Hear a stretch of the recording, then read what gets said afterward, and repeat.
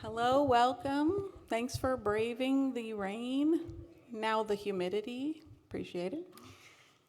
I'm Polly Ken. I'm the Reader Services Supervisor here at the Lawrence Public Library, and let me welcome you to our first 2026 summer reading program for adults. Please be sure to grab a copy of the Summer Reader and the Summer Reading Log before you leave today.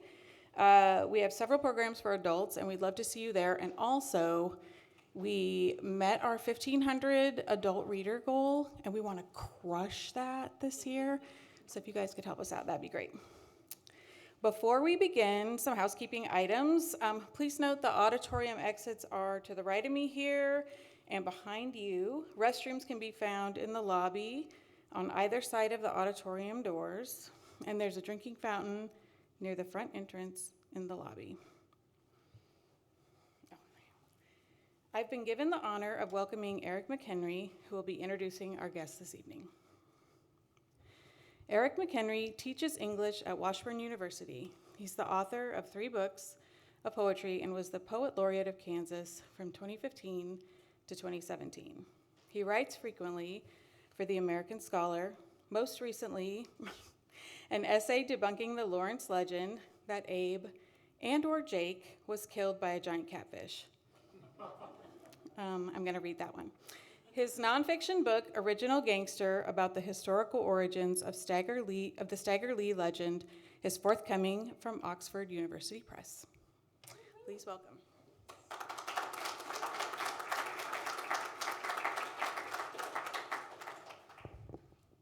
Thanks so much, Polly. I'm going to dive right in because I have 719 questions prepared for our 2 panelists tonight. So let me quickly introduce them and then get the conversation started about the Boundless Game, soccer stories from across the world to across the street to around the world, and also across the world, and our conversation about soccer generally and specifically in the Lawrence community.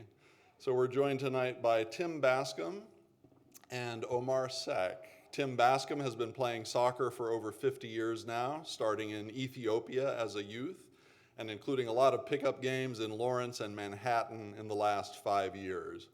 Bascom, who received his MFA from the University of Iowa, is the author of a previous novel, a collection of short fiction, 2 collections of essays, and 2 prize-winning memoirs about years spent in East Africa as a youth, Chameleon Days and Running to the Fire. His shorter prose pieces have been selected for Best Creative Nonfiction and Best American Travel Writing, and his most recent book, and this is relatively new news, Continental Drift, won the 2025 Hefner Heights Kansas Book Award. Bascom is former director of the annual Kansas Book Festival. Oumar Seck was born and raised in Peking, Senegal, and has been involved in soccer for as long as he can remember. After moving to the United States, Oumar played for the University of Kansas Men's Soccer Club, where he became the program's all-time leading scorer. He continued his collegiate career at Johnson County Community College, where he was named Team MVP, All-Conference First Team, and All-Region Second Team, and later at Mid-America Nazarene University. At Mid-America Nazarene, he earned a bachelor's degree in sports management with a minor in coaching while helping lead the program to its first ever national tournament appearance and earning all-conference first team and all-region second team honors. Oumar has been coaching youth and college soccer for over 20 years. On the youth side, he began coaching with the Kaw Valley Soccer Association before co-founding Jambars FC. The club later affiliated with Borussia Dortmund before returning to its roots as Jambars FC, where Oumar is currently technical director and coach, and he is in this community perhaps best known as a coach of the sibling soccer prodigies Evan and Sage McHenry, or at least in our house, that is how he is best known. So I'm really delighted to get a chance to converse with Tim Bascom and Oumar Seck. Please welcome them.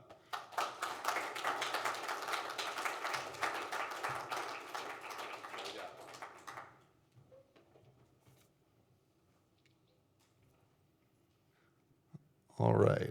So Tim, you're going to kick us off with a little reading. Is that correct? Yes. Take it away. All right. First, I just want to thank a couple people, though. Kathleen back there, wave, got me in the door here. And Polly, thanks for making things happen here with this event. Also, back here, University Press of Kansas, we've got Laura and Andrea and Suzanne, who are a great marketing team.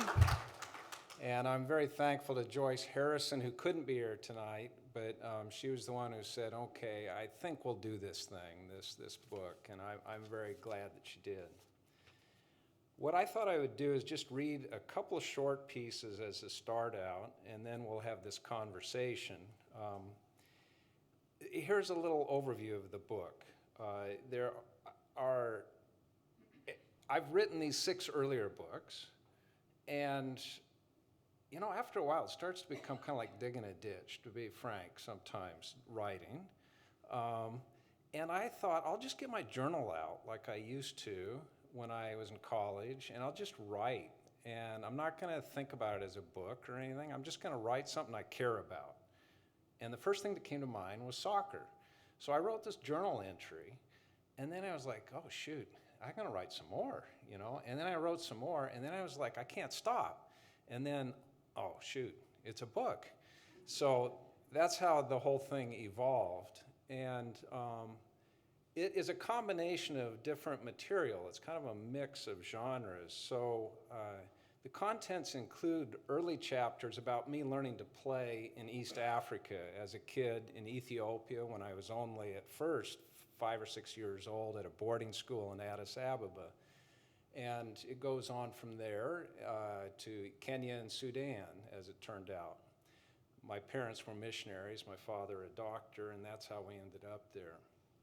But it jumps then to stories of playing soccer here in the States. For a while in Chicago, I was on an all Mexican-American team, and I had a fake ID, and I was Alejandro. And had a lot of fun doing that. I played with Assyrian guys in a park near our apartment in Chicago, and they'd all trained kind of militaristically, but they just said, come on in, join us, you know. And here in Kansas, there have been pickup games, and 20 or 30 years, actually I played on the KU club team 1 year when I was at KU, and I did a lot of intramural stuff, and when I came back here, in the 90s, we lived for a while in Manhattan, and I started playing again with guys there, and then here. So one of the things that kept standing out is that it was such an international experience, and for me that's important because of the way it began especially, but I just think it's a delightful thing that you get out on the field and there are people from all these different cultures, and it's a privilege to be with them. And it's wonderful to see what community can form. And the book is largely a book about the amateur's experience. I'm not a professional player. Oumar will let you know I'm not as terrific player. I play okay. I'm now an old guy. But if you can play somewhat, then you can be out there. And it's looking at it from that perspective. So with that, I will add that some chapters are more journalistic because I started getting excited about thinking, especially of international situations. One of them is about the Afghan women's team that had to flee when the Taliban came and took over again, ended up paradoxically in Australia. They thought they were coming here. The plane landed in Australia. If you go to Garden City, you'll find that it's a very powerful soccer area now. Am I right? Yeah? And they've done very well. You wouldn't have expected that 30 years ago. I mean, this is American football territory. But because of meatpacking, suddenly families started coming to the area who knew soccer, and it became a thing, and they did well. So there's a chapter about that. And there's a chapter about Oumar, which I'm going to share from, that is more journalistic because I had to interview him and learn a bit about his experience. To start with, though, to give you a sense of what it was like for me as a kid, this is called Up in the Air. And we were in Sudan at this point, and there were some pilots who were flying a DC-3, one of these big prop planes, to bring grain to an area where there was drought. And my father had gotten involved in this attempt to help them. When we landed on an airstrip near the Nile, it had rained, and we got stuck in a DC-3 on the airstrip. So we had to get out and push the plane out of a mud hole. And the pilots were like, we're not doing this. So we had to get all the grain off, and now it was an empty plane, and we got split as a family because we couldn't stay. My younger brother and I had to go back to boarding school. So we got on the plane with Mom, and we flew out. Seeing that the rainy season might be starting, the British pilots were spooked. Afraid of their plane being stranded on swampy land, they reneged on the whole grain delivery plan, insisting they had to fly back to Khartoum. As a result, our family was split in half, with only my father and older brother staying to dive bomb villages in a smaller single-engine plane, dropping one bag at a time. My brother Nat and I had to travel to Khartoum instead, since we would fly from there back to boarding school in Kenya. Frustrated, I stared out the window behind my bucket seat as the DC-3 rumbled down the bumpy airstrip and lifted into the air, sweeping over the silver ribbon of the Nile. You have to keep in mind, DC-3s still were like, at that time, like a paratrooper deal with just bucket seats down the side. Important. I was upset by the separation of our family, and I was upset because I had looked forward to the adventure, actually, of delivering grain to needy villagers. However, after I unbuckled my seatbelt and stood, I couldn't help but be intrigued by the open corridor of the now empty fuselage. As we growled through the sky, 10,000 feet above the vast brown landscape, I remembered our soccer ball in the luggage rack. With no passengers to bother and no stewardess to scold, why not have some fun? Our amused mother waved from her bucket seat as Nat and I began to make little passes on the slick aluminum floor, then stepped back for longer passes. After we had gained confidence, we tipped the ball into the air with our toes, juggling it while jogging in place. We tapped it back and forth, keeping it aloft 10, 15, 20 times, and we laughed with delight at the paradox of keeping an object in the air while the whole plane itself was in the air. Since that afternoon, high over the Nile in 1978, I've kicked a soccer ball lots of places. I've played a rapid-fire game of 3-on-3 inside a racquetball court in Kenya. I've played a curving game of 6-on-6 at a baseball diamond in Iowa, using a section of chain link behind first base for a goal. I've also played on a pristine snow-covered lawn in the Rocky Mountains, where the thin air burned my lungs and the ball thunked down, then stuck. But that experience of juggling a ball in a DC-3 stays with me most vividly. I'll never forget the response of the ruddy, bearded co-pilot when he heard Nat and me hooting and glanced back through the open cockpit door. He grinned widely. Then he put out a fist and lifted a thumb. Clearly, soccer was something to enjoy anywhere. So that's just a taste of early experience for me. And I'd like to read then just a bit of the chapter about Oumar to introduce him and his experience. Hopefully I'll get it right. I'm going to jump in a ways. When I first came to Lawrence again and started playing 5 years ago, there was this really tall guy who seemed especially agile for being as big as he was, and very calm on the ball. He would just do this thing where on the line he'd get trapped, two defenders. It looked like it was going to go one way, but he'd come back the other way, and then the ball would scoot to between those two defenders, and then before you knew it, he was galloping, and it was back to him again. Another thing I noticed, and it seemed a natural extension of his family approach to soccer, by the way, the whole family plays, wife over here has played with us as well, was that this fellow player showed no partiality about making passes. Some players are instinctively inclined toward favorite teammates, either because they don't trust other players or because they are maintaining a kind of on-field friendship that matters to them more than how successful the scoring is. But Oumar, for that is the name I picked up eventually, had a generous manner that included whoever was the next logical person in an evolving play. If he passed to me, I sensed his unspoken trust. Not sure if he should have given it to me, but his implicit faith in the team, not just a few cronies.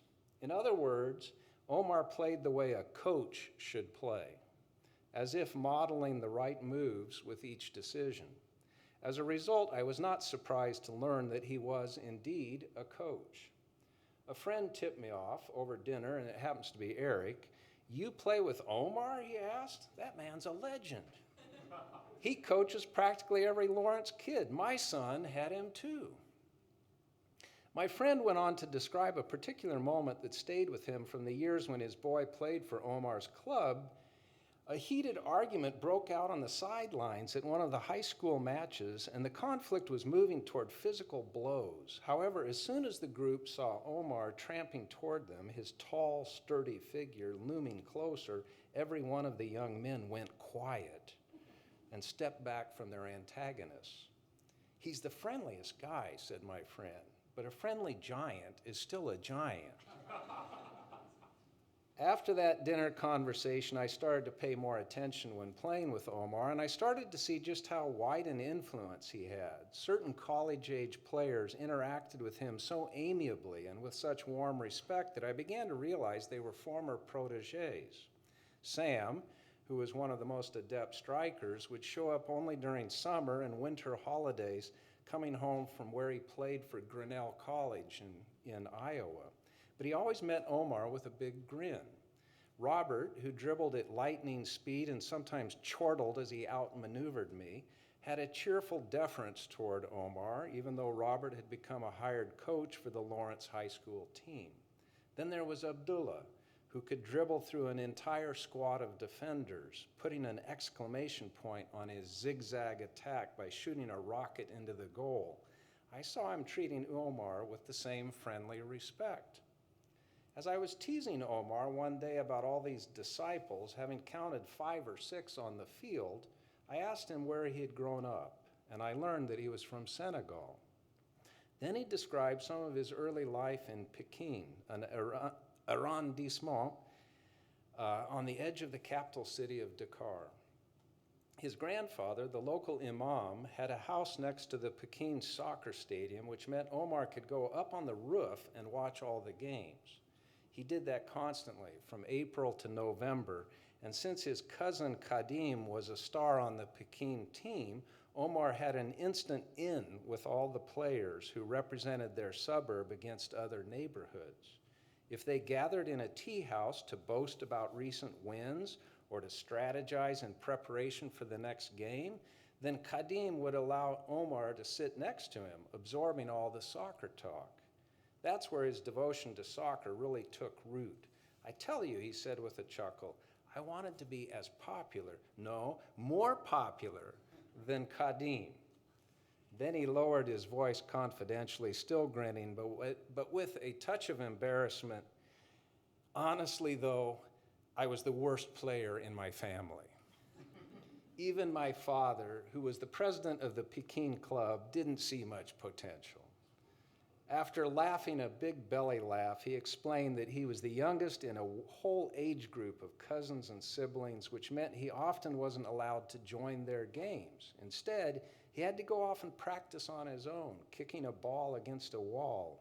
He played street soccer with kids his own age, putting down bricks as goalposts and taking them back up if a car came rumbling through. Meanwhile, his cousin Kadim became noticed enough to receive an invitation from a Belgian professional team, which meant he traveled overseas, and that fueled Oumar's dreams more, making him eager to leave Senegal. I'll pull up there. If you read the whole chapter, you get to hear the full story of Oumar making that journey, getting off a plane in New York and saying, "Oh, I'll just grab a bus," and As it turned out, in the middle of winter, that wasn't the best way to come. He didn't even have a jacket. I think he layered up multiple shirts and came to Kansas. And it goes on to describe his success on the field. But when you arrived, as I write here, it was hard arriving. I mean, who else was here? And Oumar wasn't allowed into a hotel at first and had to go to another one. And he lay on the bed and was totally distraught. But the next day he went to an orientation at KU, and when he walked in, there was this guy who looked a little bit similar, sat down by him, and the guy said hello in Wolof, which is the native tongue of Senegal. And it was that, as well as one other thing, that made it possible for him to stay. The other thing was he went walking around, and suddenly there were guys playing soccer on a field. And then here we are.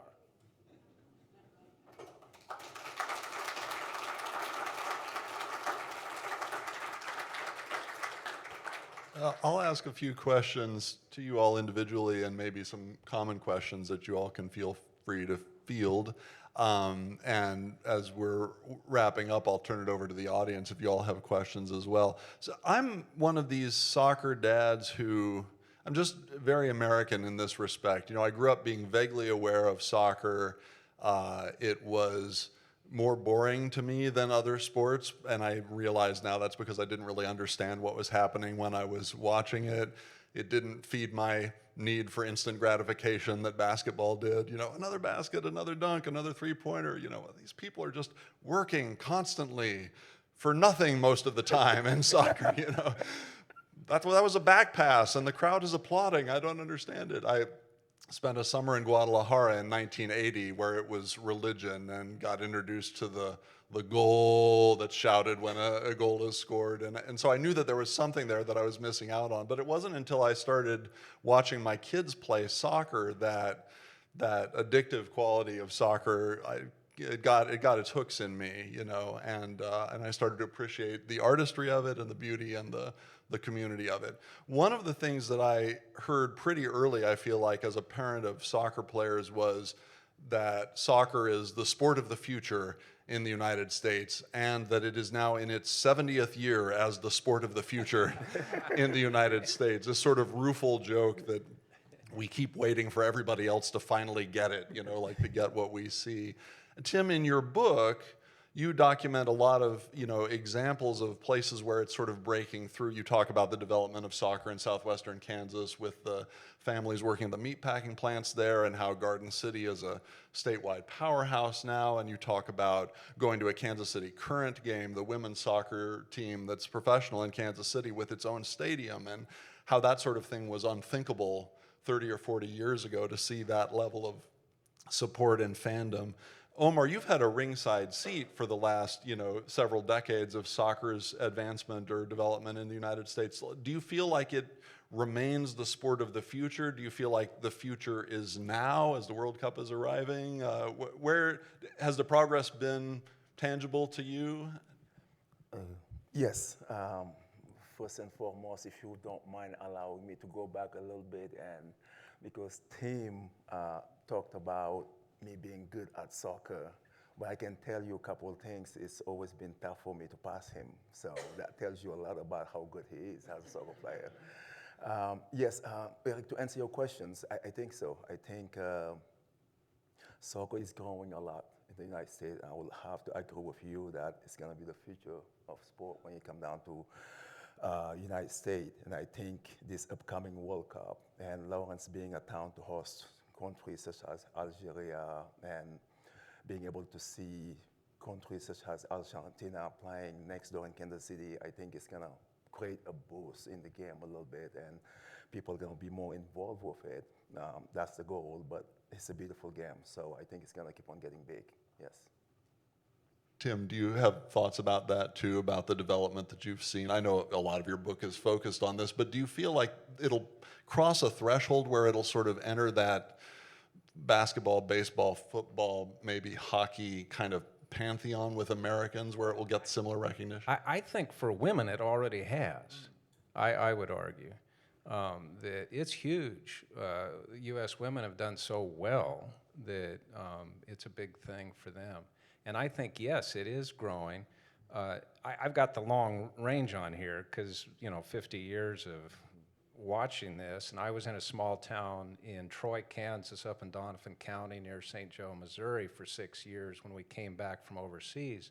And at that time, nobody played. 60 miles, you could have gone anywhere. Nobody had a team or played the game. So when I write about going to the KC current game and seeing not just guys but women out playing and a whole audience watching who are very excited about it, I'm like, wow, this was not something I could have anticipated. And the other thing I see when I'm out and we're playing, some of the young people that Oumar has coached are doing things that I could never have done when I was a high school age player.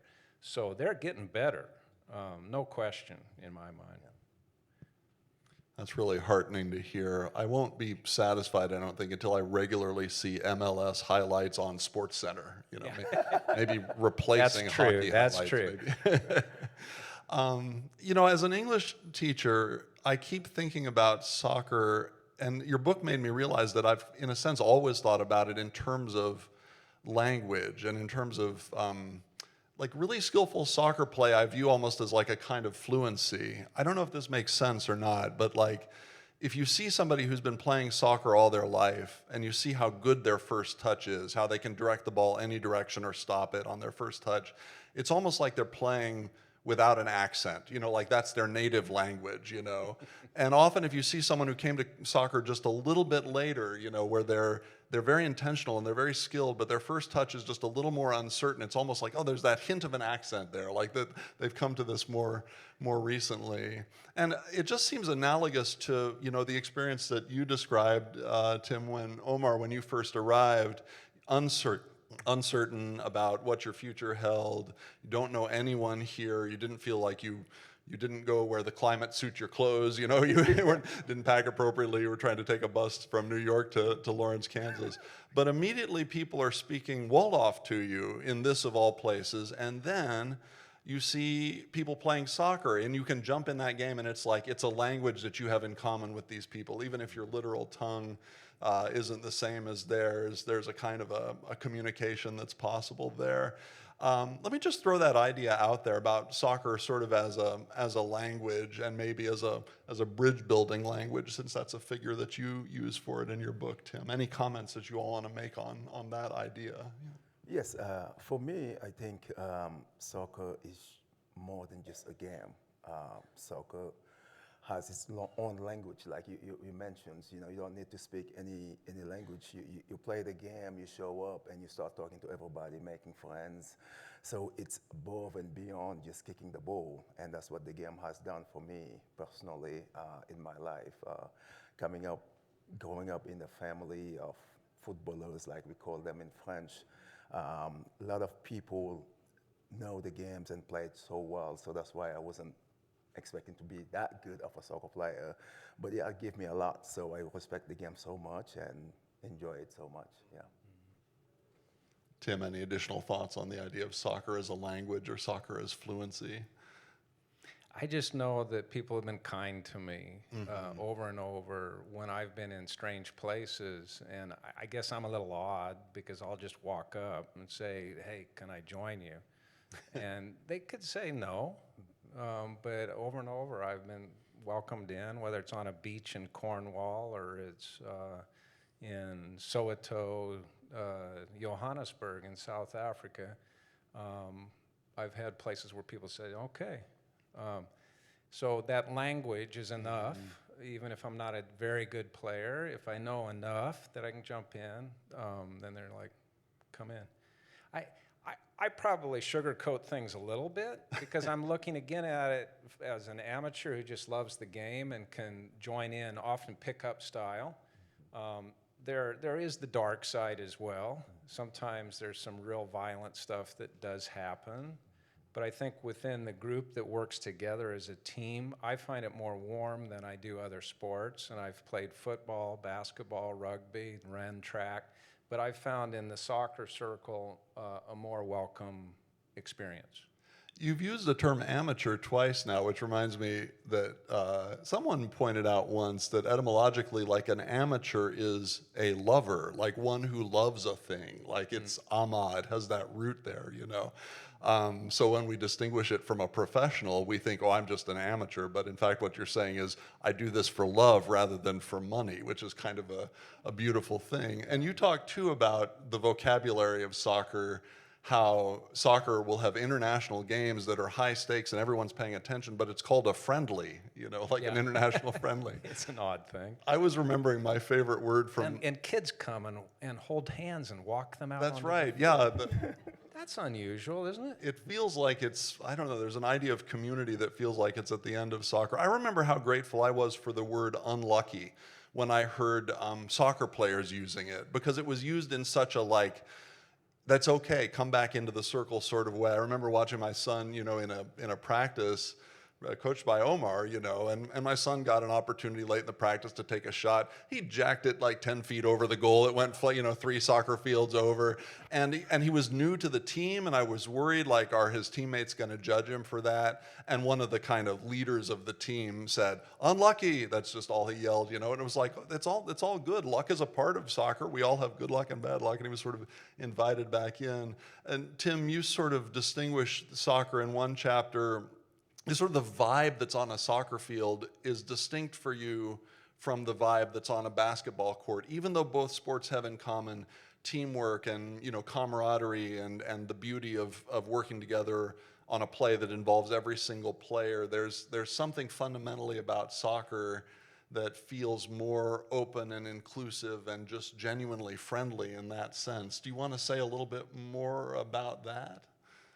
Well, Oumar may have his own theories on this, but the sport, when you compare it to basketball, you only have 5 guys out there. They're playing man-on-man almost always, especially if it's pickup ball, and that creates a tension for me. So I've been in more arguments on a basketball court than I should admit.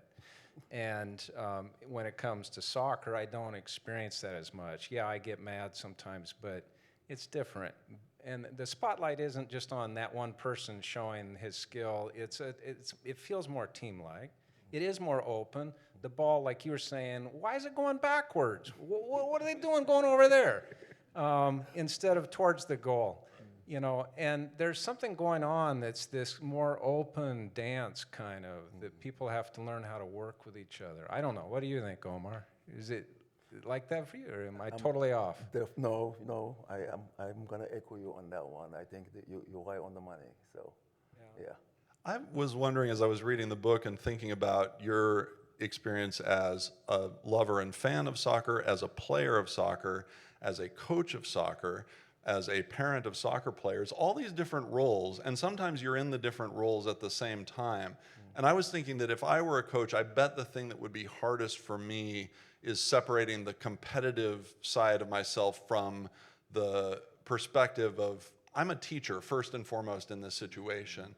Is that something you have to work at consciously? And are there examples of times where you've had to sort of set aside the competitive drive to, like, let's score, let's win the game, and think about the bigger picture, like, what am I modeling for these players? And I'm a teacher foremost.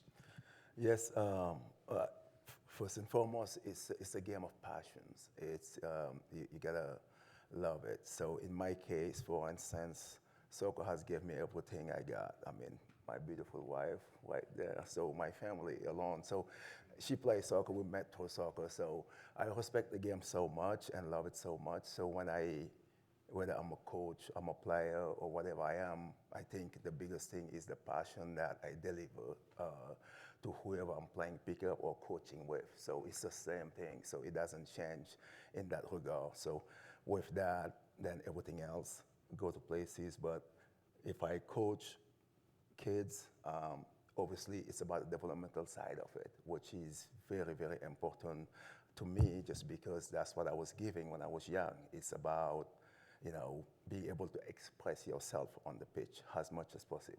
So when I coach, I wear that hat, because what I don't want to do is taking that love, that passion away. I want them to be able to experience the game as much as I did myself, meaning it has gave me all of the things I needed in life. He has taught me so much, how to work as a team, how to respect people, because I always talked about when you respect the ball, you respect everything that's within the ball, meaning teammates, opponent, coaches, managers, parents, friends. So that's what soccer has done to me. So when soccer brought that to me, I tend to just pass the same torch to whoever I'm involved with, whether you are a teammate of mine, or you are a player I'm coaching, or fellow coaches I work with. So I want to share that passion, that love, so people can use that and hopefully experience the same thing that the game has given me. One thing reading this book made me realize is how expansive the definition of the ball can be. I mean, everything over the course of this book is a ball at some point, wadded up plastic. Pele practiced with a grapefruit. You have a long story about some guys you encountered who were kicking an orange, and you started juggling an orange with them, and the orange you realized was their ball. They weren't doing this because they wanted to be kicking an orange around. They were doing it because that was what they had available, and in fact they had opted to play with that orange rather than eat that orange, which you would have thought would have been a more desirable option. Oumar, do you have stories too of like times when you had to make do with whatever was available? Like, these two shoes are going to be the goal, and then we're going to play with this wadded up, bag, or something like that. And Yes, growing up in Senegal, there wasn't much. But one thing we find was that you don't need much to play the game of football. It was super easy. You just need people. So we didn't have cleats, shoes or anything. It's just like, we share it, no big deal. But in terms of soccer ball, we don't have that privilege. So what we do, we take a plastic bag and put paper in it, tie it up, and that's become soccer ball. We enjoy having fun. You talk about 30 players, 30 kids enjoying one thing without having to spend any dime or anything, just on the street. Like you mentioned, you use brakes for goals, car come up, you pull them out, let them pass, then you put them back and enjoy the game again. So it's such a beautiful game. It's the way of life, in my opinion. So I'll pitch in two things related to that. One is that I think that kids who grow up that way can really dribble. Okay. They can really control the ball, because if you're working with just that kind of material on a pockmarked field, maybe barefoot, you're learning how to do very deft things that I can't do, honestly, because I didn't do it as much. So right from out the gate, it's a good start.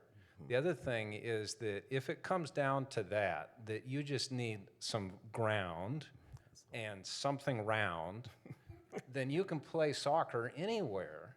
And that's why it's the most universal sport in the world. I think that's a lot of it, that it's very unique that way, not needing all this equipment and money that goes with it and all of that.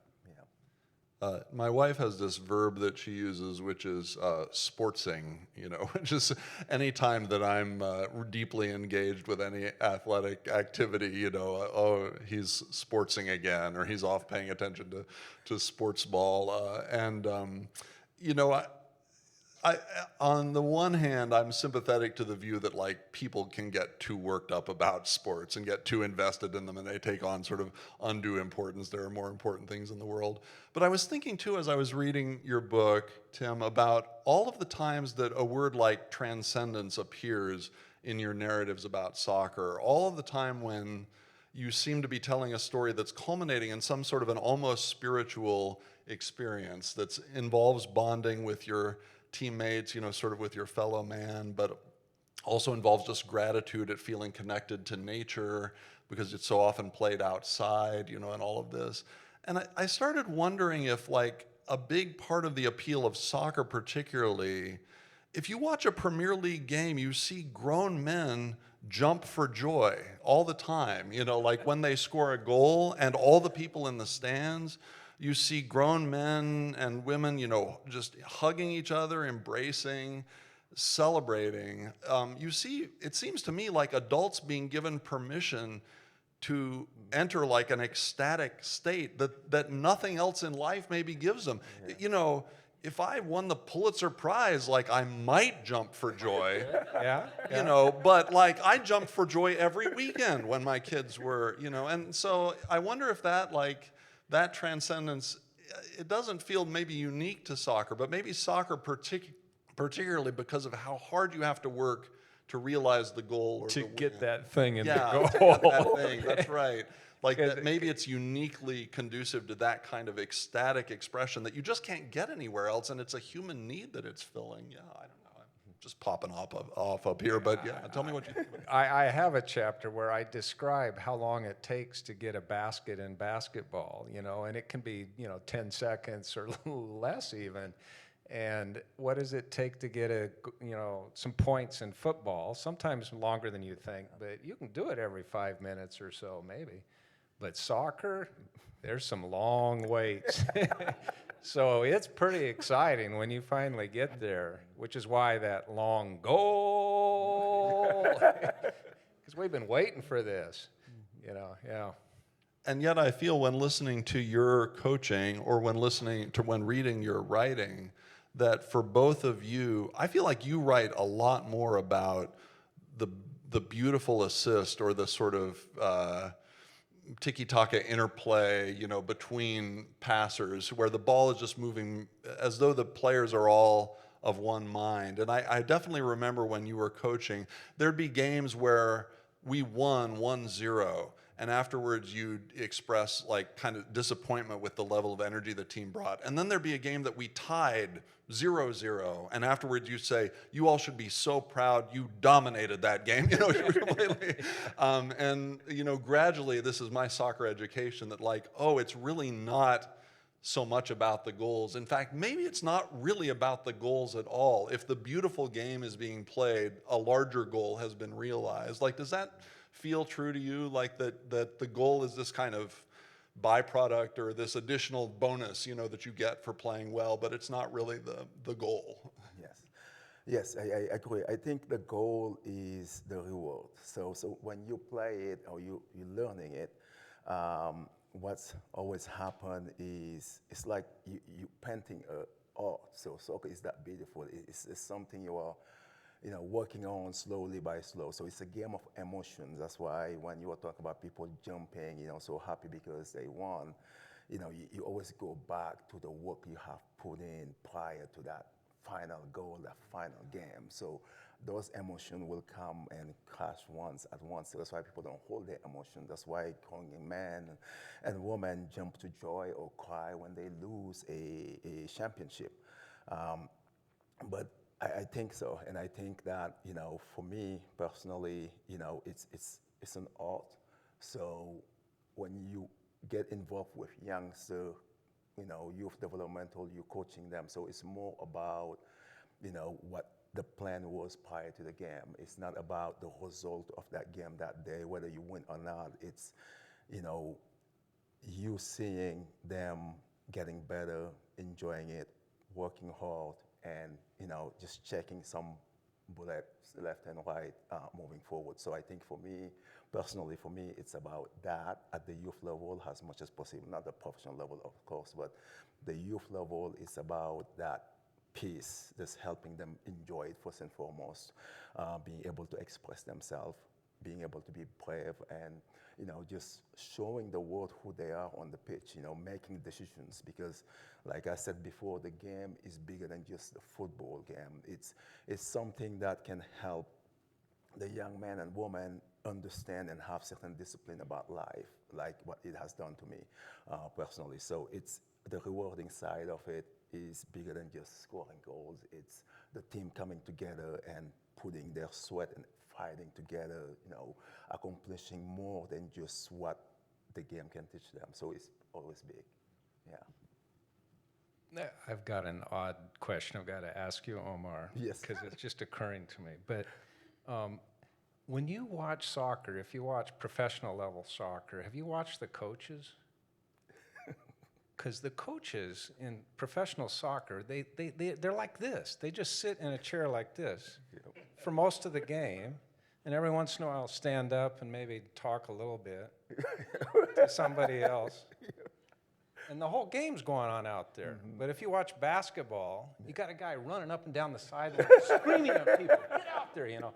And if you watch football, same thing, right? I mean, American football. Yeah. Well, So why is that? Why is coaching this quiet thing that is different? I mean, at a youth level, I'm sure you're talking to them more. Yes, I coach yes. really little kids, so I know what that's like yeah. with the youngest ones. But it's more quiet. Yeah, it's more at the professional level. Is where the work, like every single game is different. So it takes a full week to prepare for one game. And at the professional level, it's about execution. So it's about focusing on the tactical side, certain things that need to be done the way they're supposed to. And it's not just one coach. You talk about having at least, 6, 7 coaches sitting down and, paying attention to everything they work on every single day to see how it's done. Is it being taken care of or not? So that's why coaches seems to be more calm, because they know they done enough preparation for that game. Because they've already done it. They've already done it. Yep. Either they have it or they don't. Exactly, that's what it is. Yep. Yeah. Yeah. When watching a player like Lionel Messi, I always think it's as though he sees the future. Like he knows what's going to happen 5 seconds from now, and he's 5 seconds ahead of everybody else. I mean, these are the best players in the world that are around him, but he knows more than they do about what's going to be happening 5 seconds from now. And it just brings home to me like the complexity of a game like soccer, where it's fluid and constant. I mean, there are 11 football players on the field too in American rules football, but there's all these stopping and drawing up a play, and all of that. In soccer, it's just fluid and continuous. And watching it, I realized that somebody with Oumar's experience or with Tim's experience sees like complexities and layers, and they're like a chess master that's like, 10 moves down the board already. When you're coaching, that must be a real challenge, because you're often encountering people who are just entering soccer for the first time, and they're okay, we're going that way, right? Like that's our goal down there. Like that's about what they're capable of understanding. And you're trying to get them to a level where they can see the team shape shift and develop and see what the passing angles are and all of that. It must be really, really complex in terms of developing drills and practice techniques and things like that can move them from one level to the next, and to never be like aiming either too high or too low when you're talking to them at the level that they need to hear. Do you have sort of mentors yourself whose example you turn to that help you in coaching, like people that you learned a lot from watching them and so you can now apply it? Do you do a lot of studying, of the game, even beyond all that you've already done in your lifetime of studying of it? How does one get to that level where you can have that conversation with those kids? Yes, it's a game that's not perfect. Football is not, and I think, these fellow coaches, like I mentioned before, when you're coaching soccer, you're coaching a team of 11, and more than that, the bench players and, so on. So every single player rely on you to help them be the best they can be. So the difficulties about that is the level aren't the same. You just mentioned Messi. Messi is above and beyond a player. He's the best player that we've seen in our lifetime. So when we coach at the youth level and you got disparity between players, some that are good, some that are great, some that's just start up, our job as coaches is to make sure we're not looking just one group. We have to pay attention to every single one of them. And that's the difficult side about coaching, in my opinion, is just because it's going to take a lot more than just, it's not about studying, it's not about seminar, coaching license. It's first and foremost just understanding the human being itself, because I always say before I can coach any player, I have to coach the person. So because I think the individual itself, you have to understand them before you start understanding the player. Because if you want to help the player, you have to connect with the individual, with the person, and be able to work with that mind and figure out what how you push them and what can you get from them. You don't want to push too much. You also don't want to, take your foot off the gas either. So you got to figure out the balance to help them as much. I'm not perfect at it yet. I'm still learning and working after 20-something years of coaching. So, you learn the game. You learn the game every single day. I don't stop. I watch soccer game. I learn from it. I book about soccer. I learn coaching license. I go do, because you don't stop learning when you are involved with the game of football. It's a modernization of the game. It's like being a doctor. It's always things to learn, things to know, things you study, so it doesn't stop. So, and that's what makes it so beautiful in my opinions, and also so challenging at the same time, yeah. On the subject of professional challenges, Tim, one of my favorite quotes, I don't remember who said it or wrote it, but it's, writing about music is like dancing about architecture. You all heard that before? Well, applying one discipline to another and trying to get it. And it occurred to me as I was reading this that, writing about soccer must present some of the same challenges as writing about music, because it's this thing that's like a spiritual experience that you've had.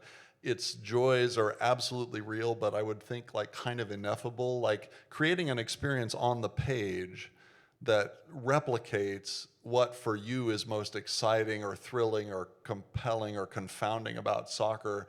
It must be a real challenge, and maybe different from some of the other writing challenges that you've had with other books that you've written. Like, what was uniquely challenging about writing about soccer and bringing that magic from the pitch to the page? Well, like I was saying at the beginning, for me, the book did come out of some central joy and just pleasure. So it actually was easier to write than other things that I've written because of that. And I was curious, the further I went. I didn't say, but there are little sidebars all through the book. Every 2 or 3 chapters, you'll learn something about the history of the game, and particularly about international things. Like, why do we call certain games caps? People get caps, right? If they've played an international game. So I'll explain where that came from, because I was curious about it. And I don't think I experienced hurdles as much as I have in the past. If anything, it was largely the organization of it, because I wrote all this stuff, and then I was at the dining room table, literally, putting down chapter, sidebar, chapter, maybe this chapter, no, that chapter should go over here. So there was this organizational thing that was hard, because I wanted it to feel kind of like a soccer game, organic. And I was looking for, it's been carefully chosen to feel like there's a connection from one piece to the next, even though it might not be immediately apparent.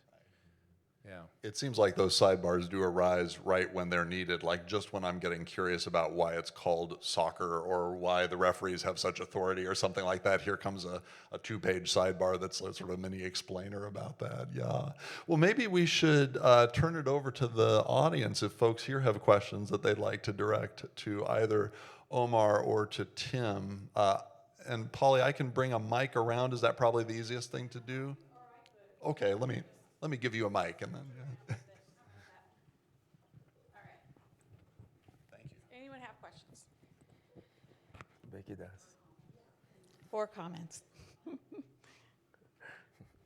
It's always hard to be the first person. Here you go. Comments allowed too. Doesn't have to be a question. You may have something to contribute here. For the coach, Oumar.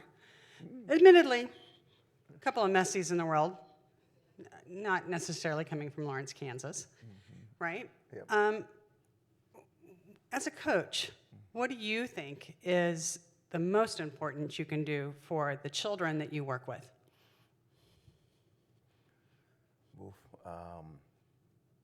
The most important for me that I can do for the kids I work with is, first and foremost, to help them be the best they can be within the game, on the field, but also beyond that.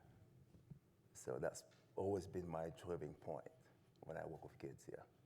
Yeah, probably important for them to have a love of the game beyond your coaching of them that season, so across their lifespan, right? Yeah. Okay, that's important. Hope you remember that. Thank you. Yes, thank you. Anyone?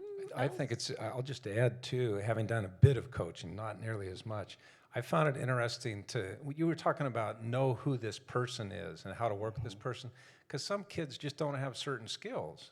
They don't belong up front. Everyone wants to be up front trying to shoot the ball, Yeah. but some have natural defensive skills or have great endurance, so maybe they need to be in the midfield moving, or things like that. I think that's interesting. Yeah, really. Anyone?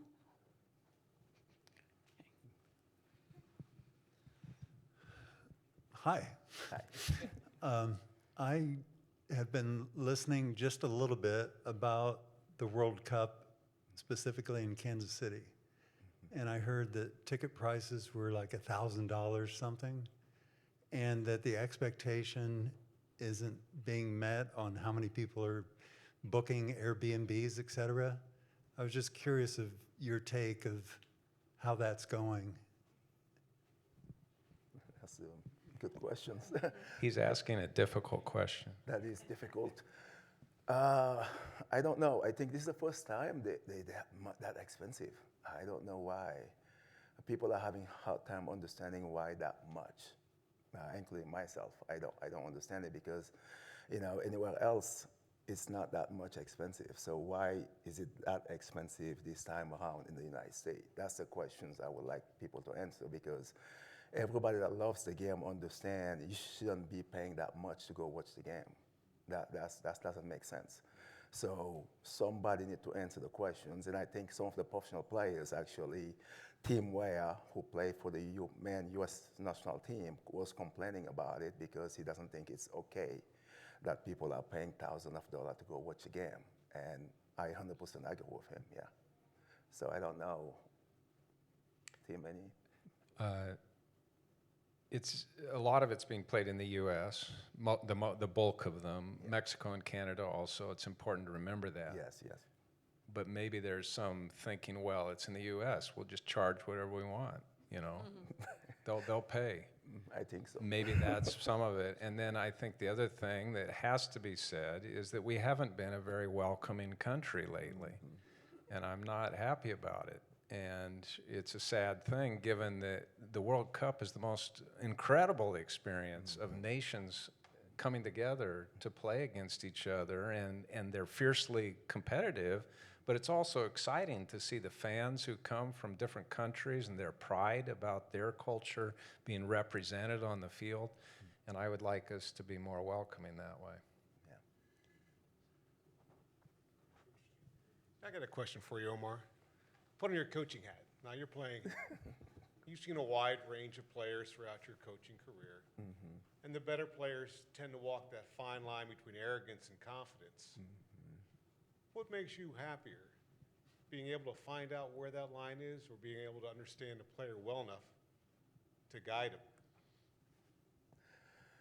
I would probably will go for the second one here, knowing the player well enough so I can help them understand.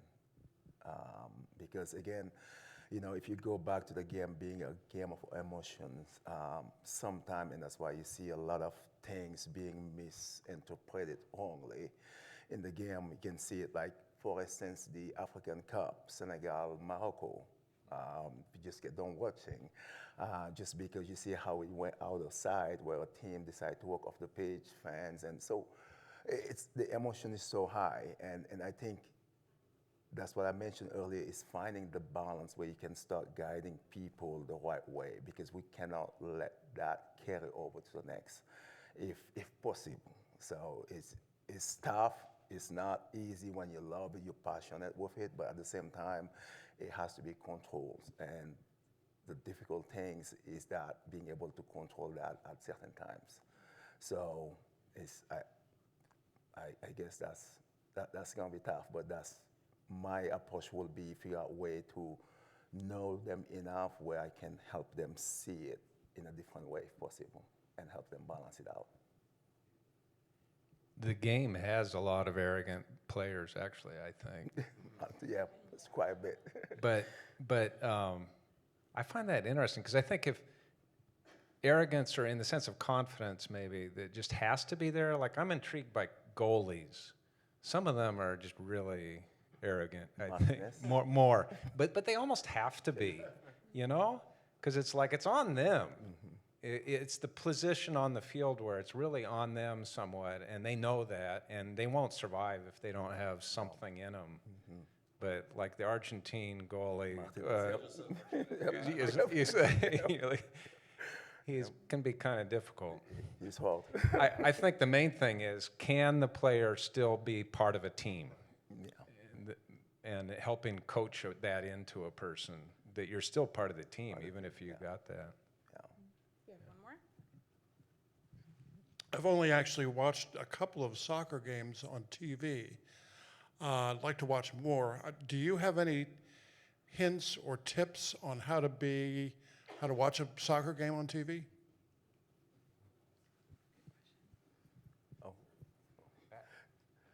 Yes, for me personally, I watch the games every single week, every time I can. Obviously, if I'm not coaching, I watch it through, I like to watch the Premier League, which is a league, one of the best league actually in the world is the Premier League in England. But also I do follow the La Liga, which is in Spain, same with Ligue 1 France and Serie A in Italy, as well as the Bundesliga, which is in Germany. So there's a variation of leagues. So the best way is, I think, is it Fox? Fox does play some games. If you happen to have Fox, that's usually where I catch some game. The United States games usually are being played at Fox, Fox 2, I believe, Fox Soccer 2, yeah. Do you all have a team? Your team of your heart? Oh, here we go. Whoa. Really? He has to wear that, huh? Is there applause? Some applause? Yeah. My wife just came back from England. She was just there, and she brought this back for me. I'll be honest, I'm not as much of a watcher as a player. I enjoy the game more on the field. But my sons are diehard Arsenal fans. In honor of them, I am wearing this. And for those of you who don't know the kind of history, Arsenal for the last, is it 4 years? They've tried every year. Is it 4, I think, now? Yeah. And they are on the verge of winning the Premier League. They'll be right to the very last moment, and then they'll goof. Yep. And another team will take it. And that's happened over and over until this year, finally, they made it. Yep. What's very intriguing, just throw this in, is in Africa, people are celebrating in a lot of places. Oh, yeah. So my brother's been in Ethiopia. He's there right now. And in Addis Ababa, when Arsenal did finally win, there were tens of thousands of people on the streets at night celebrating because Arsenal finally won. Oh, wow. And that's just mind-boggling. Tanzania, Uganda, Congo, same thing. I've seen videos of big groups out celebrating. And it's just kind of fun to see that kind of loyalty across, the whole stage. Yeah, who is it, Oumar? Oh, I don't have a team. I like the flow players. So, for me, I'm a guy that like to watch a beautiful game. A good game. Yeah, a good game. So Yeah. I tend to watch the players. So it's like sometimes they play Liverpool, Manchester United, Paris Saint-Germain, Bayern Munich, Barcelona. So, when there's a good game, I'm always up to it. So I love to watch. Oh, wow. That's a tough one. I will say Sadio Mane. Yes. One last question. Does anyone know, since the Algerians are going to be here, if we can sneak in to watch them practice? Are there going to be any things open for us here? Crossing my fingers. Usually, this type of team, they will have open practice. So they will choose a day where they want to allow fans to come watch them play. So they will do something, just not something crazy, just simple stuff, finishing, maybe passing, just allowing fans to come out. I don't know if you're going to have to pay to get in or not. That's still be a question mark. I hope not. because I think it would be nice for this community, for Lawrence, to be able to just witness such a great country, Algeria, coming to play and watch these top players in our backyard practicing and doing what they love to do. I think it would be good for any soccer player, doesn't matter how old they are. So, yeah. Any idea of how we would find out if it's open? Just keep an eye on the newspapers, or where would we go? Most likely, yeah, I would say that if I hear anything, definitely we'll have the process on my website as a club. So, but yes, definitely, I think, you know, the best thing is if they're gonna do that, they will either let KU know, because they're gonna use the women's, game field at Hock Chalk Park to practice. That's where they're gonna practice. So I'm pretty sure KU will know about it, and hopefully people will, pass on the message across. Yeah. All right. Well, there are books for sale in the back. You're going to sign? Glad to. Okay. And there is a soccer quiz that Tim has put together. If Yeah. you would like to try. If you want to try it, are they right back here? Yep, on the they're back laying table? down next to all the summer reading stuff You there. can see if you can beat my youngest son. I think there's like 15 or 16 questions. Some Throw of them down. are tough. And you can work in teams. We put it if you need to. together, and I put it together with the older son, but the younger one, Looks tough. yeah. Looks tough. Good luck, you guys.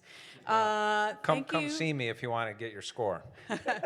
Thank you, Omar and Eric and Tim. Thank you so much. Thank you all for coming out and supporting local authors in your library. See you next time.